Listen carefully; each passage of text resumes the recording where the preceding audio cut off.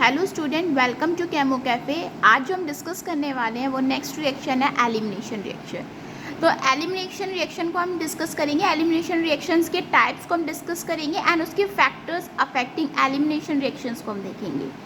तो हम स्टार्ट करते हैं आज की क्लास। तो एलिमिनेशन रिएक्शन क्या है, जो मोस्टली यूज़ किया जाता है फॉर प्रिपरेशन ऑफ एल्कीन के लिए हम एलिमिनेशन रिएक्शन को हम यूज़ करते हैं। इसमें क्या होता है कि रिमूवल ऑफ हाइड्रोजन होता है और हैलोजन ग्रुप्स होता है। इससे पहले वाली वीडियो में आपने मेरे देखा होगा कि मैंने आपको बताया था कि जिस कार्बन पर फंक्शनल ग्रुप होता है स्टूडेंट, उस कार्बन को हम क्या बोलते हैं, अल्फा कार्बन बोलते हैं। अल्फा कार्बन के जो एडजेसेंट होता है उसे हम क्या बोलते हैं, बीटा कार्बन बोलते हैं। तो जब हम इसकी रिएक्शन किसी बेस के साथ करवाएंगे तो क्या होगा, यहाँ से Cl जाएगा, अल्फा कार्बन का Cl जाएगा, बीटा कार्बन का क्या जाएगा, H जाएगा। तो क्या हो जाएगा, HCl तो बाहर निकल गया, एल्कीन फॉर्म हो जाएगा। एल्कीन क्या है, CH2 डबल बॉन्ड CH2। तो ये क्या हो गया है, एल्कीन फॉर्मेशन हो गया है। तो जो एलिमिनेशन रिएक्शन होता है, एक ये क्या है कि टाइप ऑफ ऑर्गेनिक रिएक्शन है जिसमें क्या होता है कि दो सब्स्टिट्यूएंट आर रिमूव्ड हो रहे हैं। आप देख रहे हैं दो सब्स्टिट्यूएंट रिमूव हुए हैं, एक अल्फा का Cl और बीटा का हाइड्रोजन। दो सब्स्टिट्यूएंट रिमूव्ड होते हैं फ्रॉम ए मॉलिक्यूल से, आइदर इन वन और टू स्टेप में। क्या तो वो एक स्टेप में होते हैं या फिर वो क्या होते हैं, दो स्टेप में रिमूव्ड आउट होते हैं। अगर वन स्टेप मैकेनिज्म होता है तो स्टूडेंट उसे हम बोलते हैं E2 रिएक्शन, वाइल द क्या होता है कि टू स्टेप मैकेनिज्म को हम क्या बोलते हैं, E1 रिएक्शन। जो एलिमिनेशन रिएक्शन होता है is nothing but a method of preparation of alkene. जो एलिमिनेशन रिएक्शन है वो एक क्या है, मेथड है प्रिपरेशन ऑफ एल्कीन का। इसमें क्या होता है कि जो degree of unsaturation increases with the elimination reaction. मतलब क्या होता है कि आपको पता है कि अनसैचुरेशन इंक्रीज करता है यहाँ पर, इस जिसमें सिंगल बॉन्ड प्रेजेंट होते हैं, such compound are called as saturated compound. जिसमें क्या होता है, डबल बॉन्ड और ट्रिपल बॉन्ड प्रेजेंट होते हैं, such compounds are called as unsaturated compound. Types of elimination reaction की बात करते हैं। दो टाइप्स की एलिमिनेशन रिएक्शन होती है, E1 reaction and E2 reaction. इसको हम पढ़ते हैं। अब E1 रिएक्शन क्या होती है कि E1 reaction stand for unimolecular. Student E1 reaction किसको स्टैंड करती है, यूनिमोलिकुलर रिएक्शंस को। और ये क्या है, it is a two step process होता है। इसमें क्या होता है कि दो स्टेप प्रोसेस होता है। This reaction follow first order kinetic. ये रिएक्शन जो होती है फर्स्ट ऑर्डर काइनेटिक्स को फॉलो अप करती है। Fourth, weak base used in E1 reaction. जब हम E1 रिएक्शन करते हैं तो इसमें हम क्या लेते हैं, वीक बेस को हम प्रेफर करते हैं। Reaction proceed at high temperature. ये रिएक्शन जो होती है वो किस पे होती है, हाई टेम्परेचर पर की जाती है E1 रिएक्शन। इसके अब जिस मैकेनिज्म्स को देखते हैं। स्टेप फर्स्ट में क्या होता है कि फॉर्मेशन होता है कार्बोकैटायन का।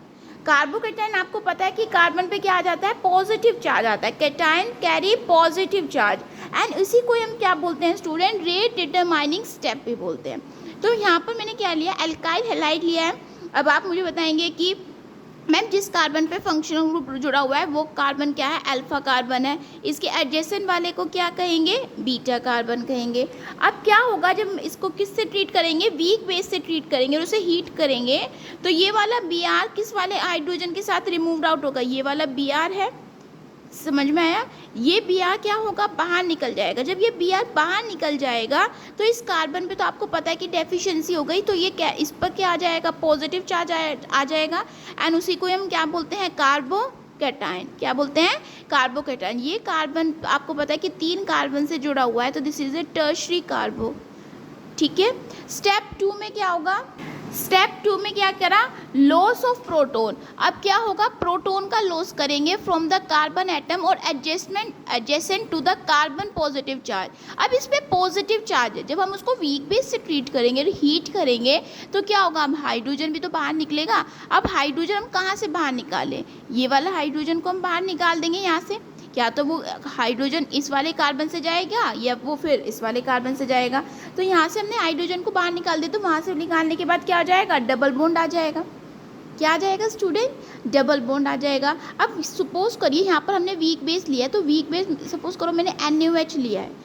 क्या लिया है, NaOH लिया है। तो Na पे क्या है, पॉजिटिव चार्ज होता है, OH पे क्या चार्ज कितना होता है, नेगेटिव चार्ज होता है। इस H पर आपको पता है कि पॉजिटिव चार्ज है, तो H और OH तो बाहर निकल गया ना वाटर के फॉर्म में। क्लियर है बात इतनी। H और OH जो है वाटर के फॉर्म में बाहर निकल जाएगा।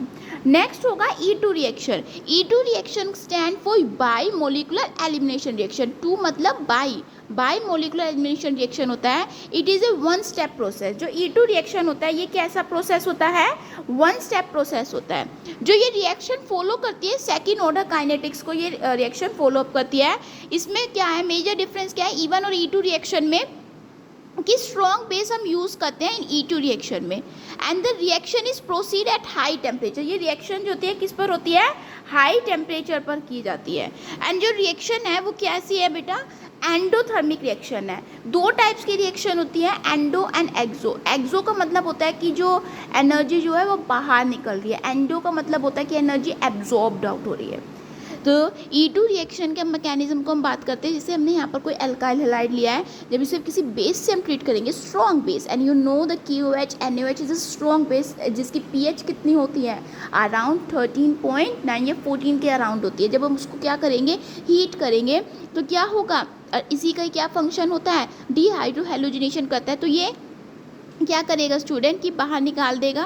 के पे आपको पता है पॉजिटिव है, OH पे आपको पता है नेगेटिव है, तो बी पे Br पे नेगेटिव होता है, H पे क्या है? पॉजिटिव है। KBr बाहर निकल गया और वाटर भी क्या हो जाएगा? बाहर निकल जाएगा। तो यहाँ पर क्या आ जाएगा स्टूडेंट? डबल बॉन्ड आ जाएगा। अब E1 और E2 रिएक्शन के हम डिफरेंसेस को देख लेते हैं। E1 रिएक्शन को हम क्या बोलते हैं? यूनिमोलिकुलर एलिमिनेशन रिएक्शन बोलते हैं। E2 को हम क्या बोलते हैं? बाई मोलिकुलर एलिमिनेशन बोलते हैं। ये फॉलो करती है फर्स्ट ऑर्डर काइनेटिक्स, और E2 रिएक्शन फॉलो करती है सेकेंड ऑर्डर काइनेटिक्स को।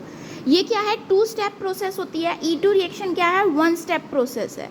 इसमें क्या हो रहा है? E1 रिएक्शन में आपने देखा था कि फॉर्मेशन हो रहा था, कार्बोकैटायन टेक्स प्लेस हो रहा था, बट E2 रिएक्शन में no carbocation formation takes place. आपने अभी देखा कि दोनों रिएक्शन आपने कंपेयर करी, तो आपने कंपैरिजन में क्या देखा कि E2 रिएक्शन में कार्बोकैटायन फॉर्मेशन नहीं हो रहा था, क्योंकि उसमें हम ऑलरेडी क्या कर रहे थे कि स्ट्रॉन्ग बेस ले रहे। स्ट्रॉन्ग बेस क्या करेगा? वो उसका फंक्शन होता है डिहाइड्रोहेलोजिनेशन। E1 रिएक्शन में हमने वीक बेस लिया था, तो वो एकदम से एलिमिनेट नहीं कर पा रहा था।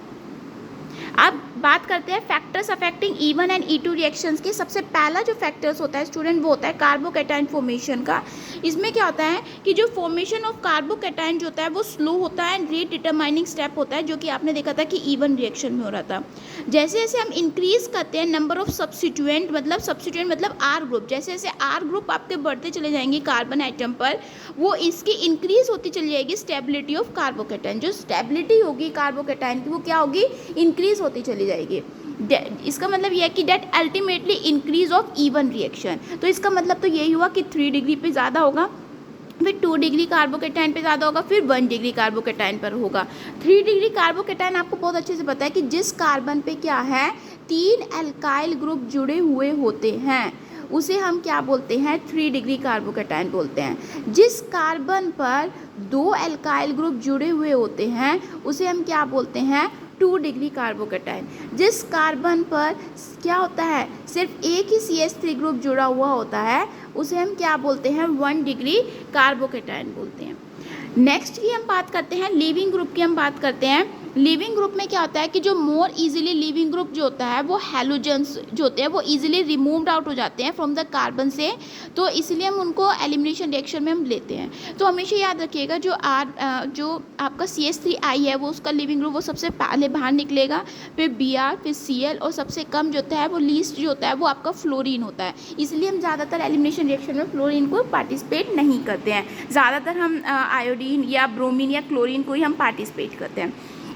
नेक्स्ट है कि nature of base. In E1 reaction में आपको पता है कि जो हम बेस यूज़ कर रहे हैं वो वीक बेस है, because if strong base is use then the reaction will be converted into E2 reaction. अगर हम स्ट्रॉन्ग बेस को हम लेंगे तो वो रिएक्शन किस में कन्वर्ट हो जाएगी? E2 रिएक्शन में कन्वर्ट आउट हो जाएगी। नेक्स्ट है solvent use. Generally polar protic solvent को हम यूज करते हैं इन एलिमिनेशन रिएक्शन में, as they reduce the force of attraction between carbon and halogen. Polar protic का मतलब होता है, पोलर मतलब हम ज़्यादातर जो 2 डिफरेंट एटम से मिलकर बनते हैं उन्हें हम पोलर उस कंपाउंड बोलते हैं। तो हम पोलर प्रोटिक सॉल्वेंट लेते हैं। जो पोलर मतलब डिफरेंट आइटम से बने होते हैं, प्रोटिक मतलब जो H+ आयन देता है, उनको हम यूज़ करते हैं एलिमिनेशन रिएक्शन में, बिकॉज वो क्या कर देते हैं, उनकी जो रिड्यूस कर देते हैं, जो फोर्स ऑफ अट्रैक्शंस होती है कार्बन की और हैलोजन्स की, उनकी फोर्स ऑफ अट्रैक्शंस को क्या कर देते हैं? कम कर देते हैं। टेम्परेचर की बात करते हैं कि दोनों रिएक्शन में क्या होता है कि हाई टेम्परेचर की ज़रूरत पड़ती है। नेक्स्ट है रीअरेंजमेंट ऑफ कार्बोकैटायन। रीअरेंजमेंट मतलब आपको टॉपिक से ही पता चल रहा है कि रीअरेंज हो रहा है कार्बोकैटायन। तो the shifting of bonding of atoms और a group in a carbocation for the formation of more stable carbocation is known as rearrangement of carbocation. मतलब जब शिफ्टिंग करते हैं एटम्स की और ग्रुप की इन कार्बोकैटायन में, जैसे कि एक फॉर्मेशन हो एक मोर स्टेबल कार्बोकैटायन का, उसे हम रीअरेंजमेंट ऑफ कार्बोकैटायन बोलते हैं। शिफ्टिंग दो टाइप्स में होती है स्टूडेंट, एक होती है हाइड्राइड शिफ्ट और एक होती है मिथाइल शिफ्ट। हाइड्राइड शिफ्ट का मतलब होता है H हाइड्रोजन, मिथाइल का मतलब होता है कि जिस CH3 की हम शिफ्टिंग करवाते हैं। अब दोनों को रिएक्शन से देखते हैं। हाइड्राइड शिफ्ट का मतलब होता है जो शिफ्टिंग हम करवा रहे हैं हाइड्रोजन एटम की, उसे हम हाइड्राइड शिफ्ट बोलते हैं। अब सपोज करिए ये एक कार्बोकैटायन है, ये 1 डिग्री कार्बोकैटायन है। ये कार्बन आपको पता है कि एक कार्बन से जुड़ा हुआ है, तो ये क्या है 1 डिग्री कार्बोकैटायन है। अब क्या होगा, हाइड्राइड शिफ्ट कर रहे हैं तो ये CH2 तो यहाँ पर आ जाएगा, क्या होगा ये CH2 क्या हो जाएगा इस वाले कार्बन पे आ जाएगा, तो क्या हो जाएगा ये कार्बन पे क्या हो जाएगा पॉजिटिव चार्ज आ जाएगा। तो इसका मतलब जो ये 1 डिग्री कार्बोकैटायन था, जब हमने हाइड्राइड को शिफ्ट करा तो वो किस में कन्वर्ट हो गया, वो 3 डिग्री कार्बोकैटायन में शिफ्ट हो गया। And you know very well कि 3 degree carbocation is more stable as compare to 1 degree carbocation, जो अभी मैंने आपको बताया था फैक्टर्स अफेक्टिंग में। नेक्स्ट है स्टूडेंट की methyl shift, the shifting of methyl group. Methyl group you know the CH3 group is called as a methyl group and is known as a methyl shift. अब यहाँ पर आप ये देखिए कि अब मिथाइल की शिफ्टिंग हम कर देंगे, ये CH2 यहाँ पर CH3 के पास चले जाएगा, तो क्या हो जाएगा ये कार्बोकैटायन क्या है ज़्यादा स्टेबल हो जाएगा क्योंकि टर्शरी कार्बोकैटायन फॉर्म हो जाएगा। ठीक है, तो हमेशा याद रखिएगा tertiary carbocation is more stable as compare to primary carbocation. Thank you, hope you like and subscribe to my channel, and this reaction is most important for your exam. Okay, forward it to your groups and thank you.